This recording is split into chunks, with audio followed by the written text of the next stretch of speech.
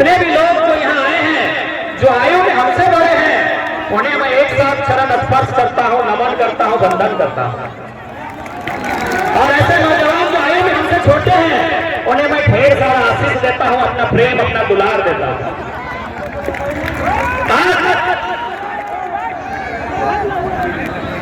जैसा कि आप सभी जानते हैं, विगत 1.5 सालों से लगातार झारखंड के मुद्दों के साथ हम लोग आंदोलन कर रहे हैं।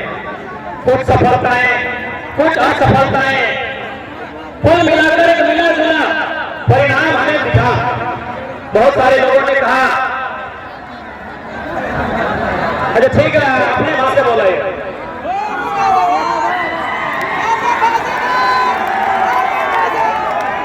ठीक है। तो जैसा कि कहानी की जानकारी है, क्योंकि भाषा की लड़ाई, इस लड़ाई के स्टार्ट भाषा से लड़ रहे हैं। और जितना भी नौजवान अपनी के डिमांड है कि हमने के लोकल भाषा में भाषण होना चाहिए। ठीक है, बढ़िया बात है, बराबर। इस लड़ाई की शुरुआत करें भाषा से, भाषा के बाद खतियान, खतियान के बाद नियोजन नीति, नियोजन नीति के बाद विस्थापन नीति, उद्योग नीति, और कुल मिलाकर पूरे 1.5 साल से तमाम मुद्दा के साथ आंदोलन कर रहे हैं। अपन बात रखने से पहले धन्यवाद स्थानीय आयोजन समिति का, विशेष धन्यवाद। यहाँ पर जितने भी लोग जुटे हैं, मैं फिर अपनी भाषा में वापस आऊंगा क्योंकि धन्यवाद का समय है। जितने भी लोग जुटे हैं, अपने काम काजों को छोड़कर यहाँ तक आए हैं, आप सभी का बहुत बहुत धन्यवाद। मैं धन्यवाद देना चाहूंगा लोकतंत्र का चौथा स्तंभ, press media, print media, digital media, electronic media, तमाम मीडिया वर्गों को मैं धन्यवाद दूंगा, जिनके माध्यम से आज हम लोग का आंदोलन गांव, घर घर, टोले मोहल्ले तक प्रवेश किया है और आज झारखंड में बदलाव के लिए तैयार है। बहुत बहुत धन्यवाद। जैसा कि देख पा रहे हैं, दर्जनों दर्जन की संख्या में स्थानीय थाना प्रभारी, पुलिस दल आए हैं। उनका भी मैं जिला प्रशासन का, स्थानीय थाना का धन्यवाद दूंगा। बहुत बहुत धन्यवाद कार्यपालिका के अभिनंदन, जिनके माध्यम से आज इस कार्यक्रम को, जिस पर निगरानी रखी गई है, मैं स्थानीय थाना प्रभारी, जिला प्रशासन, बहुत बहुत धन्यवाद। जितने भी पुलिस के जवान आए, आप सभी का धन्यवाद। दोस्तों, सभी जाना और बोझा कि भारत एक ऐसा देश लगा है जगह में विविधता है। विविधता में सब एक जैसा न है, सब में कुछ ना कुछ अलग अलग परिभाषा है। सबसे निवेदन है कहीं वैसी जा भाषा बोलने में कोई दिक्कत नहीं है, पीछू से भाषा में कोई दिक्कत नहीं है। तो सभी जाने कि भारत देश विविधता के देश है। जब भारत देश अंग्रेज से आजाद रहा है, तो सबसे पहले 1953 में फैजल अली आयोग के गठन हुआ और अलग राज्य बनाने की प्रक्रिया आरंभ हुई। 1956 में अधिनियम बनल और सबसे पहला राज्य जो भारत देश में बंटवारा हुआ तमिलनाडु से आंध्र प्रदेश के रूप में सन 1953 में। आधार किया गया भाषा, तमिलनाडु खातिर तमिल, आंध्र प्रदेश खातिर तेलुगु। यानी भारत देश के जो सबसे पहला विभाजन हुआ है, लड़ाई लगने भाषा, उसके आधार पर भारत देश में पहला राज्य विभाजित भाई के अलग अलग। धीरे धीरे समय बढ़ गए। 1960 में फिर से वापस महाराष्ट्र, जगह नाम कभी बॉम्बे है, गुजरात और महाराष्ट्र में विवाद हो गए। फिर दो स्टेट अलग भाई गए, एक के नाम भाई गए महाराष्ट्र, दूसरा के नाम भाई गए गुजरात। कारण की है भाषा। 1966 में पुनः पंजाब और हरियाणा आपस में अलग भाई गए, कारण की है भाषा। यानी कुल मिला के जितना भी राज्य अलग भला है, वो यह खातिर अलग भला है कि हमारे राजवासी के उस राज्य को सम्मान मिलना चाहिए। आज चूंकि हमने भले नेता सब के राजधानी रांची लगो, चूंकि वहां विधानसभा हो, तो नेटवर्क के राजधानी रांची लगो, लेकिन पढ़े वाला गिद्धवन के राजधानी हजारीबाग लगो। एक बात क्लियर रखिए,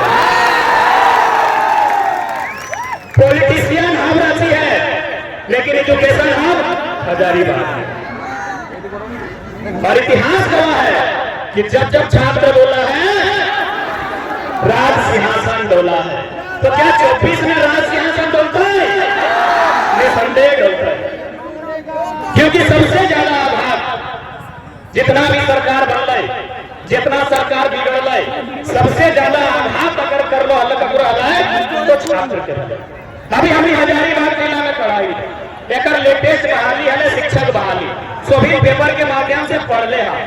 जितना भी पढ़े वाला गिदर हमारे भाई साहब, हमारे दादा साहब, हमारे बहन साहब तो शिक्षक बहाली के बारे पढ़ ले। हम लगभग 3600 बहाली है, 3600 बहाली है। चलिए हम चलिए हजारीबाग में खड़ा लिए, हजारीबाग में खड़ा ही है तो हजारीबाग की बात करिए। हजारीबाग में 143 को सीट है। अब मान के चल हजारीबाग में ब्लॉक कितना है? 16 ब्लॉक है। यदि 16 के 143 से भाग देगा तो मोटा मोटी 16 9 144, 16 ढाई 160, यानी 9 गो। एक ब्लॉक के हिस्सा में 9 गो मास्टर के बहाली, यानी हजारीबाग सदर ब्लॉक लगे, बगल में केरेडाड़ी है, कटकम सांडी है, बगल किशुनगढ़ है, चोरचू है, डाड़ी है, यानी प्रत्येक ब्लॉक के हिस्से में 9 गो मास्टर बनना चाहिए। मेरे साथी सब तो हजारीबाग के 16 के 16 ब्लॉक से आए कि तोर ब्लॉक में 9 गो मास्टर बन लो, तो ब्लॉक में 9 गो मास्टर बन लो। किशुनगढ़ वाले माही पटेल कि 9 गो मास्टर तो ब्लॉक में है, चोरचू वाले 9 गो चोरचू ब्लॉक में मास्टर बन रहे, कटकम सांडी वाले नाय बन। एक ब्लॉक के हिस्सा में 9 गो मास्टर है, यानी तोर ब्लॉक में यदि 9 गो मास्टर ना बन रहा यानी स्पष्ट नौकरी बचाई गई, वो नौकरी बड़ा दाम देके बचाई गई। आज कितना दुख के बात है, हमने राज अलग भले 2000 में, हमने से 14 साल लगभग 14 साल बाद आंध्र प्रदेश से कट के तेलंगाना बन गए। क्योंकि तेलंगाना के भाषा भी तेलुगु है और आंध्र प्रदेश की भी भाषा तेलुगु है। वो भाषा के आधार पर नहीं, वो अपन प्रशासनिक व्यवस्था, पिछड़ापन या फिर अन्य आधार पर उस राज्य के गठन हुई है। तो उन्हीं की जानकारी होना चाहे। आज तेलंगाना जो झारखंड से लगभग 14 साल बाद बन रहा है, वो सेकेंड नंबर में जीडीपी दे रहा है। तेलंगाना राज्य जो 14 साल बाद झारखंड बना, 14 साल बाद बन रहा है, आज सेकेंड नंबर है भारत देश के जीडीपी के मामले में। कहे न शासन में तेलंगाना के आदमी, प्रशासन में तेलंगाना के आदमी, अरे जहां तक तो नजर दे दो वहां तेलंगाना के आदमी है। आज सेकेंड नंबर जीडीपी, आज सेकेंड नंबर जीडीपी तेलंगाना। 14 साल बाद झारखंड बना, 14 साल बाद तेलंगाना राज्य में गठन भलाई, आंध्र प्रदेश के हिस्सा अलग करके आज सेकेंड नंबर में दे रहा है जीडीपी। कहे शासन से प्रशासन तक भारतीय संविधान आर्टिकल 371D के आधार पर तेलंगाना एक विशेष राज्य है। अगर किसी भी प्रकार के बहाली में केवल और केवल तेलंगाना राज्य के निवासी को अधिकार मिलता है, यह स्पष्ट हो गया। लेकिन हमने क्या की परिस्थिति हो, जहां तक नजर उठाए दे चपरासी से लेके कलेक्टर तक हर जगह बाहर के आदमी के कब्जा हो, हर जगह बाहर के आदमी के कब्जा हो। तो सोच सकता है कि आज ये राज्य कैसे विकास करते। हर जगह कहीं भी चलियो, शिक्षक के बहाली में चलियो, इंजीनियर के बहाली में चलियो, डॉक्टर के बहाली में चलियो, अरे कंपाउंडर के बहाली में चलियो, क्लर्क के बहाली में चलियो, हर जगह अगर बाहर के लोग बनता है तो अलग राज्य का है, अलग राज्य का निर्माण कह पाते हैं। यदि हम सारा वैकेंसी बाहर के रचनालय, यदि सारा नौकरी बाहर के रचनालय, तो अलग राज्य के निर्माण का है। इतना बलिदान, इतना संघर्ष, इतना पाप, इतना त्याग, इतना जान देने के बाद, इतना बलिदान देने के बाद, इतना पुलिस के लाठी खाए बाद, इतना कपार फटल बाद, इतना शरीर में एक चांद फैल रहा है जो पुलिस के लाठी बज रहा है, आखिर अलग राज्य का है। अलग राज्य है बन रहा है कि हमने के 12 लाख मजदूर बाहर खड़े दिखे। चूंकि यहाँ जैसा के पाओ भीड़ में बगोदर ब्लॉक और किशुनगढ़ ब्लॉक के बहुत सारा अभिभावक और छात्र रहे हैं। तो उन्हीं की जानकारी होना चाहे, पूरे भारत देश में यदि सबसे ज्यादा पलायन कहीं है तो झारखंड के बगोदर और किशुनगढ़ ब्लॉक में। एक गिरिडीह जिला, एक हजारीबाग जिला की अलग राज्य बन गए कि हमने मजदूर की संख्या बढ़ते अलग राज्य की खातिर बना। साफ शब्द बताइए कि अलग राज्य का गठन क्यों किया गया? अधिकारी की संख्या बढ़ाने के लिए या मजदूरों की संख्या बढ़ाने के लिए?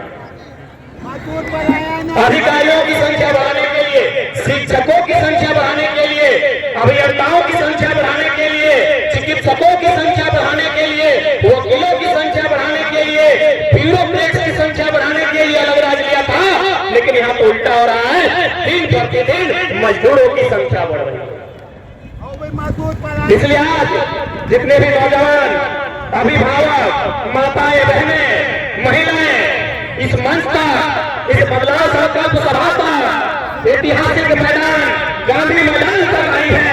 आज उन्हें संकल्प लेकर जाना होगा। इस राज्य में अगर बदलाव लाना है तो 24 हमारे लिए निर्णायक होगा। 24 हमारे लिए महत्वपूर्ण साल होगा। क्योंकि मैं फिर कुछ चंद मिनटों के लिए हिंदी में संबोधन करूंगा, इसलिए क्योंकि मुझे लगता है इन बड़ी बड़ी इमारतों में अन्य राज्यों के लोग भी भारी संख्या में रहते हैं और सभी उन्हें ऐसा मीडिया के माध्यम से या फिर बहुत सारे ऐसे लोग हैं जिनके माध्यम से बात जाती है और उन्हें समझ में शायद नहीं आती है और ये उन्हें लगता है कि ये बाहरी भीतरी की लड़ाई है। बिल्कुल नहीं, ये बिल्कुल बाहरी भीतरी की लड़ाई नहीं है। ये एक शोषण की लड़ाई है, जो हमारे ऊपर अत्याचार हो रहा है उसकी लड़ाई है। यहाँ बड़ी बड़ी इमारतों में जितने भी यूपी बिहार से लोग आए हैं, मैं सीधा उनसे संवाद करना चाहूंगा। और डायरेक्ट की बात है, भले वो यहाँ तक नहीं आए हैं, लेकिन जोहार, हजारीबाग, दैनिक खबर, 22 स्टॉप और जो भी पंडित दीदी इनके माध्यम से घर में बैठकर सुन ही लेंगे। क्योंकि सामने अगर सियासत बात करें, जितेंद्र को बोकारो वाले सुनेंगे। क्योंकि हजारीबाग में यूपी बिहार की इमारतों की संख्या ज्यादा है और चूंकि अगर सियासत खड़ी होती है तो हम सियासत पे आधा घंटा बोलते हैं, अगर जिला पुलिस खड़ी होगी तो हम जिला पुलिस से बात करते हैं। आज हम यूपी बिहार पे ही बात करेंगे क्योंकि हम विवाद नहीं चाहते। हम अपना विचारधारा को स्पष्ट करना चाहते हैं कि हमारी लड़ाई यूपी बिहार के खिलाफ नहीं है, हमारी लड़ाई बाहरी भीतरी की लड़ाई नहीं है, हमारी लड़ाई है हमारे अधिकार की लड़ाई। आज जितने भी लोग मीडिया के माध्यम से सुनते हैं कि भारत एक संवैधानिक देश है, कोई कहीं जाके रह सकता है, फंस सकता है, और अच्छी बात है, लेकिन ये केवल झारखंड में ही क्यों, आज आने भी यूपी बिहार के लोग क्योंकि उनकी संख्या ज्यादा है और ब्यूरोक्रेट्स से उनकी संख्या ज्यादा है, उनका दबदबा है, इसलिए साफ कहते हैं। आपके लोग बंगाल में भी है, हमें एक भी आंदोलन दिखाइए बंगाल की गलियों में जो आपने अपनी भाषा और अपने अधिकार की बात किया। आपके लोग महाराष्ट्र में हैं, राज्य में है, आप बताइए कब अपने महाराष्ट्र में आंदोलन किया। आपके लोग तेलंगाना में हैं, आपके नहीं, हमारे लोग झारखंड के लोग भी हैं, तेलंगाना में है, तमिलनाडु में है, केरल में है, गुजरात में है, कर्नाटक में है, महाराष्ट्र में है, चंडीगढ़ में है, दिल्ली में है, आंध्र प्रदेश में है, सभी राज्यों में है। बताइए आज लोकतंत्र के चलते असम के माध्यम से, क्योंकि ये लड़ाई बाहरी है, ये लड़ाई नहीं है, ये लड़ाई मानवता की है, ये लड़ाई रोटी के अधिकार की है। मेरे जितने भी यूपी बिहार के भाइयों जिनको ये लगता है, बताइए बाकी राज्यों में आपका क्या स्टैंड है, बाकी राज्यों में आपका क्या अधिकार? अरे उतना छोड़िए, हजारीबाग के सांसद और सांसद के बाप भी बिहार के हैं, बिहार के ही ना। हाल फिलहाल बरसात हो गए थे और जयंत सिन्हा बगल में बेटा खड़ा था, जयंत सिन्हा जी के बगल में उनका बेटा खड़ा था और क्या बोला पता है, इस पुल का निर्माण हम नहीं कर पाए, मेरा बेटा करेगा। पप्पू सांसद, जयंतो सांसद और बेटू और सांसद की तैयारी है। मैं पुनः करूंगा मेरे जितने यूपी बिहार के भाई जो आज क्या डोमिनेट कर रहे हैं, जो आज शासन से प्रशासन में यहाँ अपना प्रभुत्व बना के रखे हैं, अपना वर्चस्व बना के रखे हैं। आपके लोग महाराष्ट्र में भी है, एक मुखिया नहीं है आपका वहां, एक वार्ड पार्षद नहीं है आपका वहां, ये झारखंड है। एक तो इंडिया आपको झोली भर के रहने दिए, ठिकाना दिए और आज हम भी यहाँ दिखा के बात करते हैं कि भारत में कोई कहीं है। तो बताइए महाराष्ट्र में आपका कितना विधायक है, बताइए पश्चिम बंगाल में आपका कितना एमपी है, पश्चिम बंगाल में आपका कितना एमपी है बताइए। दिल्ली के बात मत कीजिए, दिल्ली राज्य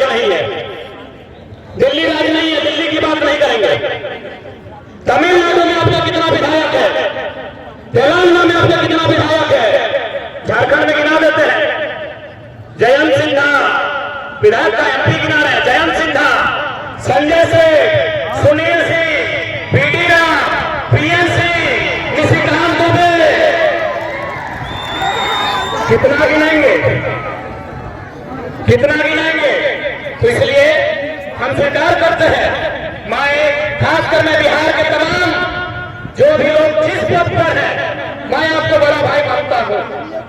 संवैधानिक दृष्टिकोण से आप हमारे बड़े भाई हैं, क्योंकि इसी भारत के संविधान के तहत हम लोग आपसे अलग राज किए हैं। और ये मेरा संदेश, क्योंकि लोग बिहारी झारखंडी करते हैं, मैं लोकतंत्र के चौथे स्तंभ के माध्यम से, क्योंकि याद रखिएगा झारखंड के बाद इससे बड़े बड़े दबंग नेता आएंगे। इस छोटी सी आयु में इतने सरल तरीकों से बात रखने वाला बेटा बहुत कम आएगा। मैं तमाम बिहार के भाइयों को संदेश दूंगा, मैं तमाम बिहार के भाइयों को ये संदेश दूंगा, हम मानते हैं आज हमारा बड़ा भाई है।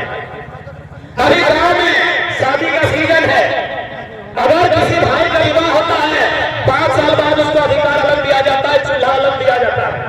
यस या नो? हमरो भाई के बिहार भाई के लोग नेता ना दिए कर लियो, माफी चाहिए मेरे हम धारे में। अगर भाई का चूंकि शादी का दिन है, भाई को शादी दिया 2 महीना 6 महीना बाद चूल्हा अलग मिल गया, कुछ साल बाद उसको खेत अलग मिला कि नहीं मिला? तो यदि उसको चूल्हा अलग मिला तो क्या बड़ा भाई का ये कर्तव्य बनता है कि छोटे भाई का चूल्हा में जाके अपना भोजन पकाएगा? नहीं बनता। क्या बड़ा भाई का कर्तव्य बनता है कि छोटे भाई को हिस्सा में जो खेत मिला है उसमें जबरदस्ती फसल लगाएगा? ये संदेश बिहार के भाइयों के लिए सीधा संदेश, कोई डर भय नहीं, लॉजिकली ये सीधा संदेश है बिहार के भाइयों के लिए। हाँ, हम स्वीकार करते हैं हम बिहार से ही अलग हुए हैं, और हम अपना बड़ा भाई खुद को छोटा भाई मानते हैं। और आपसे हमने जमीन का टोकन 46% लिया। जैसे हमारा क्षेत्रफल है 79,000 वर्ग किलोमीटर, बिहार का 83,000 वर्ग किलोमीटर, उनके पास 54% है, हमारे पास 46 है। चलिए 46 बहुत है। तमाम बिहार के भाइयों, हमने आपसे ही अलग राज लिया है, हम आपका छोटा भाई है, हम अलग चूल्हा ले लिए, हम अपना अलग खेत बना लिए। अरे हम अपनी पत्नी भी बिहार के अलग ले आए। क्या हमारी पत्नी आपकी होगी? क्या हमारा खेत आपका होगा? क्या हमारा चूल्हा आपका होगा? जब हमारा चूल्हा आपका नहीं, हमारी रोटी आपकी नहीं, हमारी पत्नी आपकी नहीं, हमारा खेत आपका नहीं, तो फिर ये राज आपका कैसे?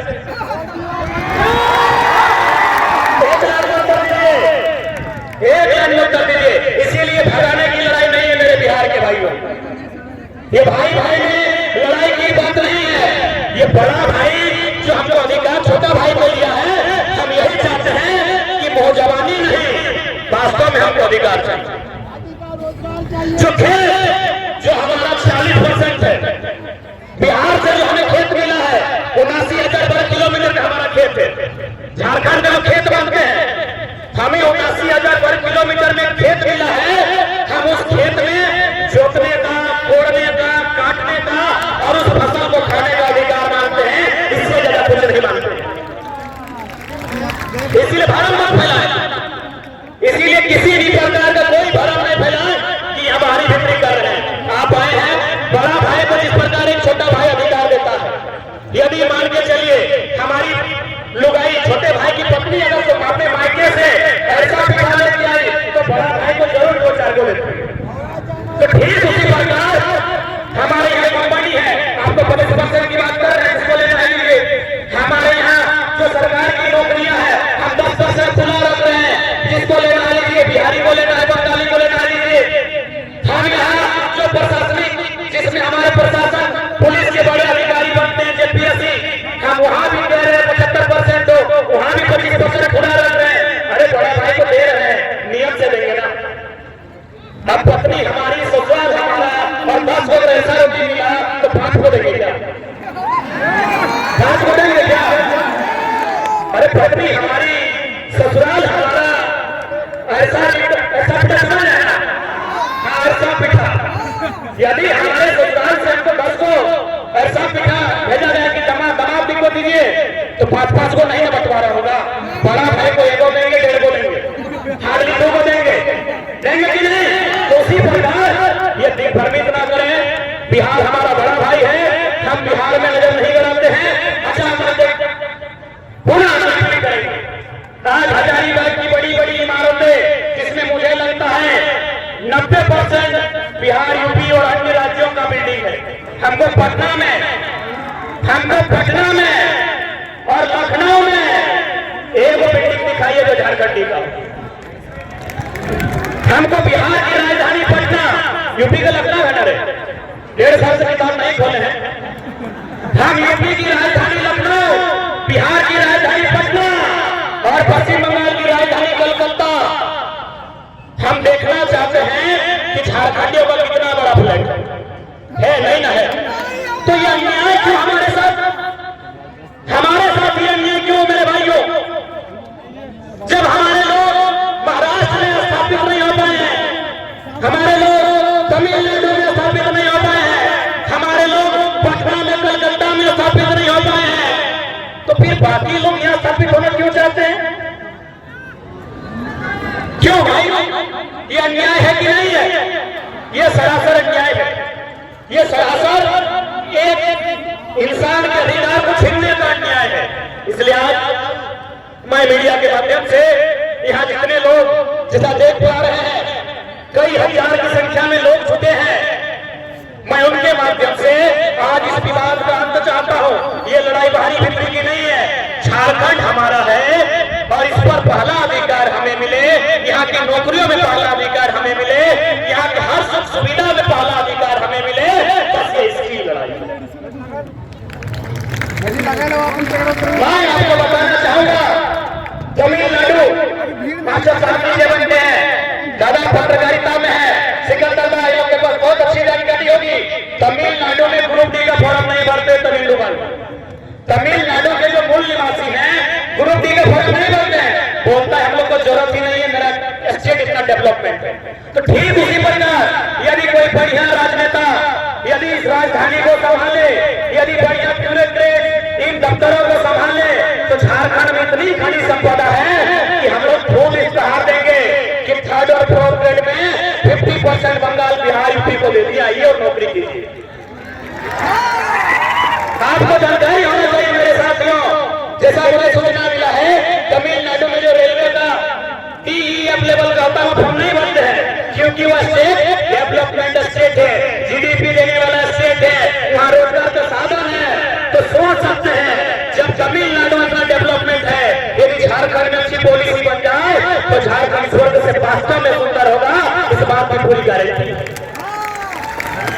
हम लोग खुद बात करेंगे कि मेरा इंस्टाग्राम के माध्यम से पटना में दोस्ती हुआ है, फेसबुक के माध्यम से 2-4 को बंगाली लोग से मेरा दोस्ती हो गया है। हम खुद फोन करेंगे कि मेरे राज्य में वैकेंसी आया है, तुम फॉर्म भरो, फिर भी हम कर देंगे।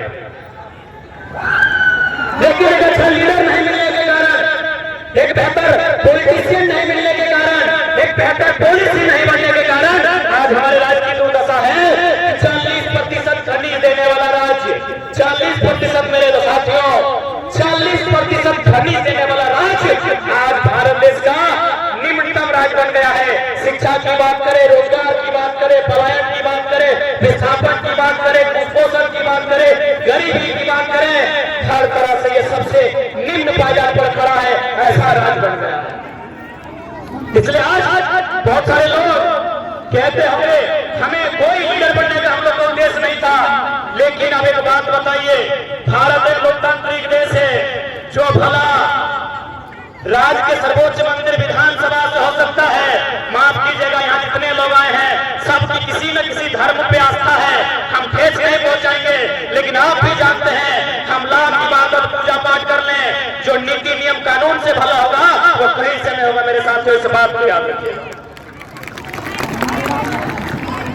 यदि किसी चमत्कार से भला होता, यदि कोई मिरेकल, कोई चमत्कार होता, तो यकीन मानिए योगी आदित्यनाथ राजनीति में नहीं आते, वो बहुत बड़े संत हैं, चमत्कार कर लेते हैं।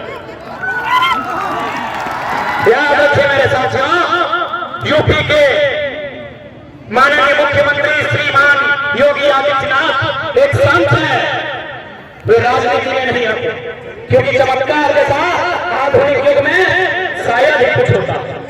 1% हो सकता है कि हमारी आयु कम है, हम उतनी बड़ी व्यवस्था पर सवाल खड़ा नहीं करेंगे, लेकिन इतना मानिए चमत्कार के साथ अगर कुछ होता विशेष तो माननीय योगी नाथ राजनीति में कदम नहीं रखते मेरे साथियों। इस बात को कान खोलकर याद रखिए, क्योंकि भारत एक लोकतांत्रिक देश है। यहाँ अगर कुछ भी उद्धार होगा नियम से होगा, कानून से होगा, विज्ञान के चमत्कार से होगा, आसमानी चमत्कार से कुछ नहीं होगा मेरे साथियों। इसलिए हमें पॉलिटिक्स के लिए सोचना होगा, क्योंकि हम पॉलिटिक्स नहीं सोचते हैं। इसीलिए तो चैन से ना बोलता है बप्पो बोलता हम बनो बैठो बनो। क्या गलत सोचता है, क्या गलत सोचता है? माननीय जयंत सिन्हा यदि सोच रहे हैं कि अपने बाद अपना बेटवा को सांसद बनाएंगे तो कोना गलत ना सोचो ए मरे, वो कुछ गलत ना सोचो, क्योंकि झारखंड के आदमी विधायक सांसद बने सोचबे नहीं करो। अब 2-4 गो लड़का ले हो तो अपने चेहरा चाटो, अरे 2-20 के लोगों एकनी के परदेशियन के एमपी स्वीकार कर ले, लेकिन झारखंड के आदमी ले तो हम विरोध करे लगे। हमने के आदमी की सोच लो न साथे एक खोवा मिल जीता है, हलवा मिल जीता है, बस इतने तो दुनिया है। देख दुनिया विधानसभा तक भेज, दुनिया लोकसभा तक भेज, तब पता चलता वास्तव में दुनिया कितना बना। जो लोग भारी बिक्री की बात करते हैं, अरे गनीमत है ये झारखंड है। आज तक बताइए हमने कितने कलेक्टर को, कितने सुप्रिंटेंडेंट को, कितने मजिस्ट्रेट को ये कहा है कि आपका राज नहीं है, आप हमारी भाषा संस्कृति को नहीं जानते हैं, आप वापस चले जाइए। क्या हमने किसी को कहा है? नहीं कहा है। महाराष्ट्र में एक मामूली ऑटो ड्राइवर आंख में आंख डाल के एसपी को बोला था, do you know Marathi? If you don't know get lost. एक मामूली टेम्पो ड्राइवर महाराष्ट्र में सुप्रिंटेंडेंट ऑफ पुलिस, जिला के पुलिस के मालिक एसपी से आग मिला के कहता है कि यदि आप मराठी जानते हैं तो ठीक है, नहीं तो यहाँ क्या कर रहे हैं, घर निकलिए।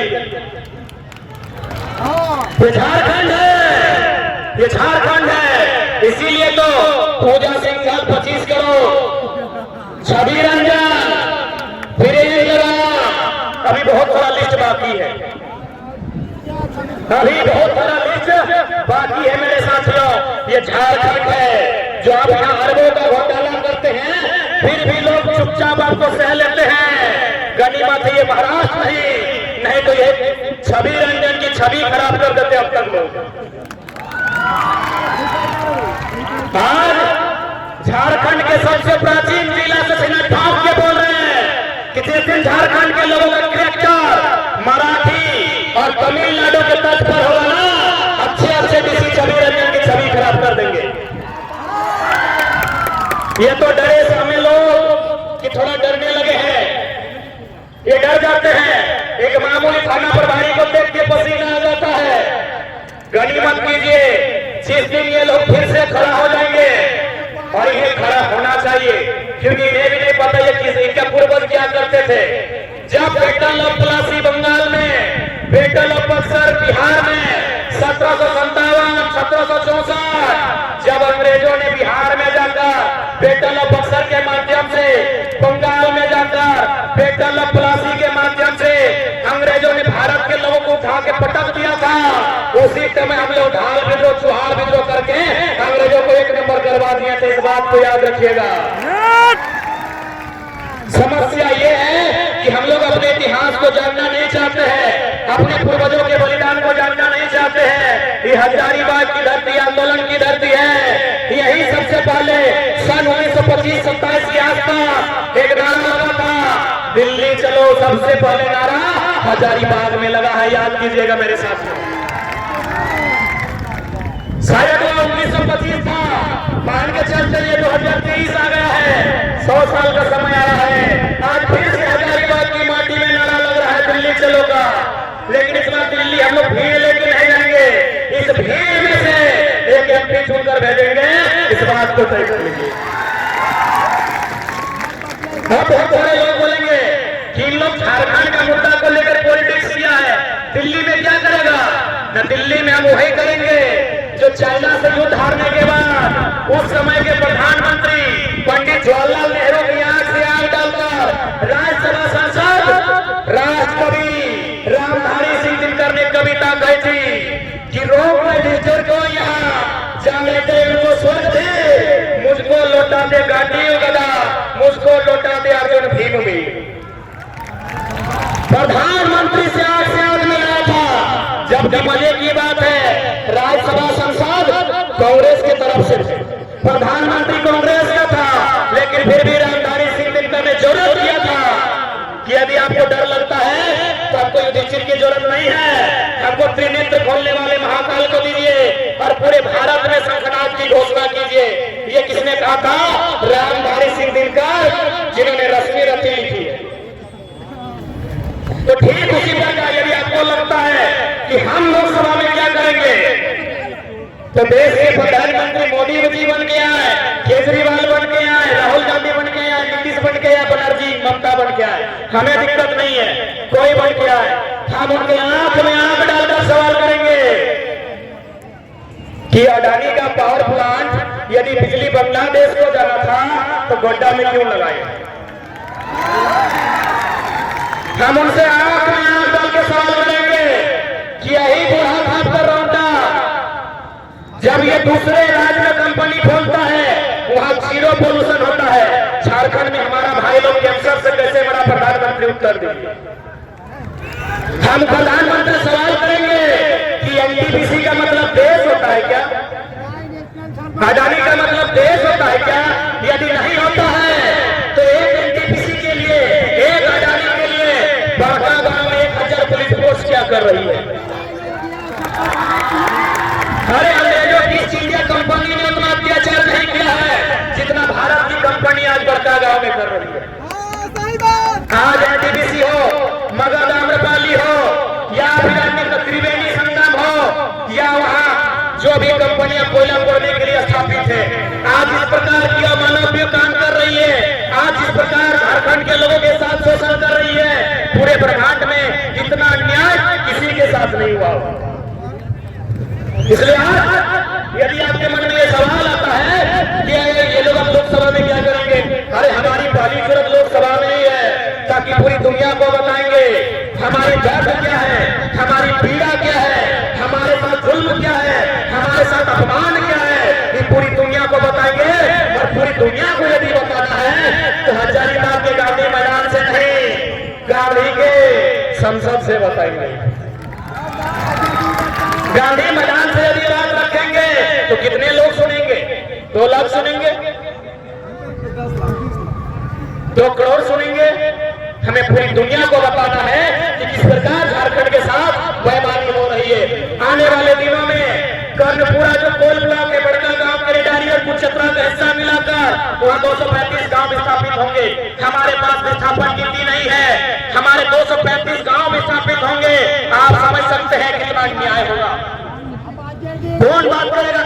क्योंकि ये गुंगा सांसद बात करने की हिम्मत है नहीं, क्योंकि इनको मंत्री पद थमा दिया जाता है, यानी गर्दन में पट्टा बांध दिया जाता है। इनकी हिम्मत भी नहीं है और इनकी जरूरत भी नहीं है, क्योंकि इनका एक इतना जमीन नहीं गया है मेरे साथ। कौन बात करेगा? इसीलिए हमारी बाहुली जरूरत, यदि आपसे कोई पूछे कि चेंगड़ा लोग लोकसभा में क्या करेगा, बोला यही उत्तर करेगा, बुढ़वा लोग ऐसे में सूख जाता है।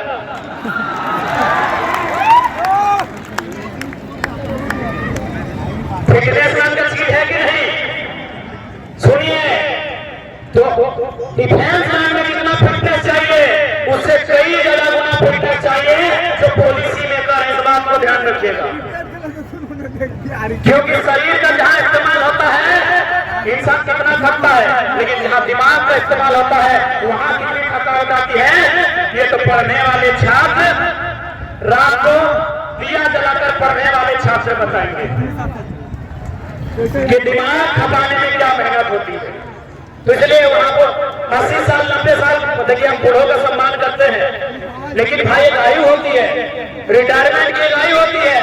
जबरदस्ती सांसद बना के भेजिएगा, वो घंटा पॉलिसी बनाएंगे।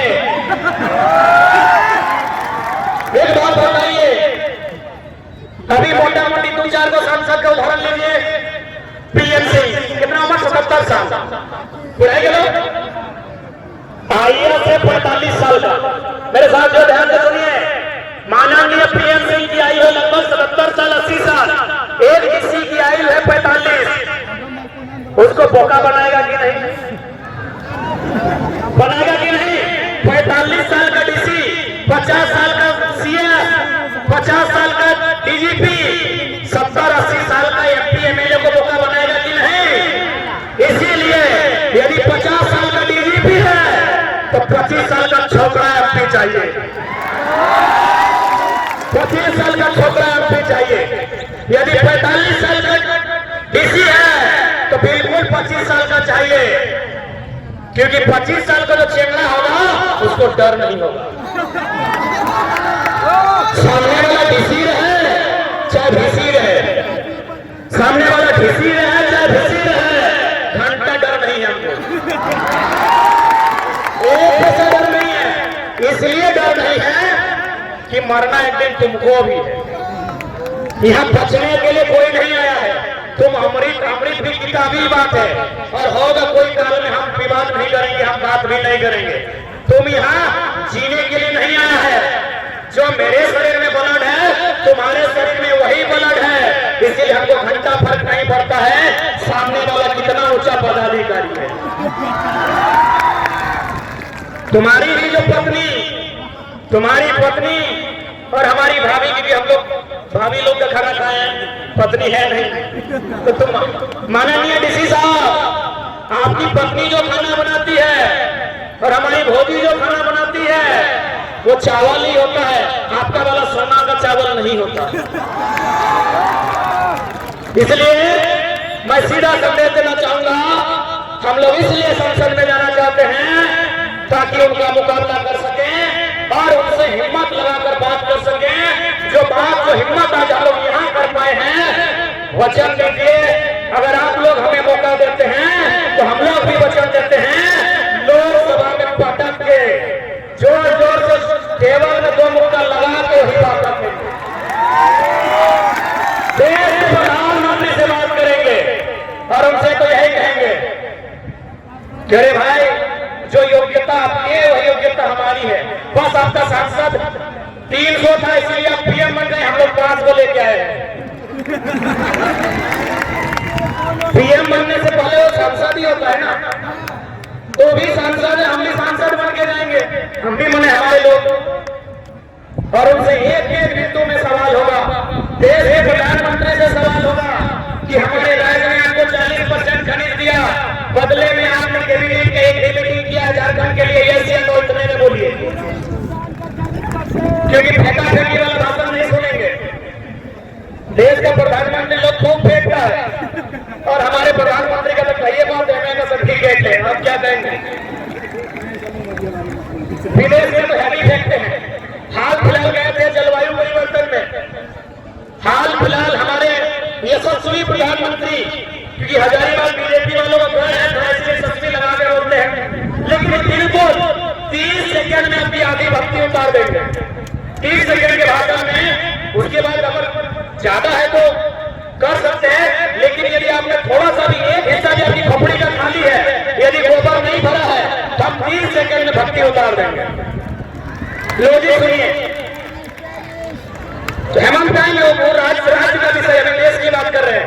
लो जी सुनिए, कुछ बात पहले हमारे यशस्वी देश दुनिया में नामी गिनामी माननीय श्री 108 श्री प्रधानमंत्री चौकीदार प्रधान सेवक नरेंद्र दामोदर दास भाई मोदी जी विदेश गए थे जलवायु सम्मेलन में। ध्यान से सुनिएगा, जलवायु सम्मेलन में यशस्वी प्रधानमंत्री विदेश गए थे, विषय था क्लाइमेट को लेकर। और हाल फिलहाल तो देखिए, 6ठी क्लास का बच्चा क्लाइमेट का सवाल किया तो क्या बोला कि क्लाइमेट चेंज नहीं हुआ है, हमारी उम्र 40 से 45 हो गई, हम चेंज हो गए, हम पता नहीं। उन्होंने कहा, बकायदा उन्होंने पूरी दुनिया के सामने कहा कि हम लोग कोयला आधारित, जो कोयला पे आधारित उद्योग है वो कंट्रोल करेंगे, क्योंकि कोयला आधारित उद्योग से क्या होता है, CO2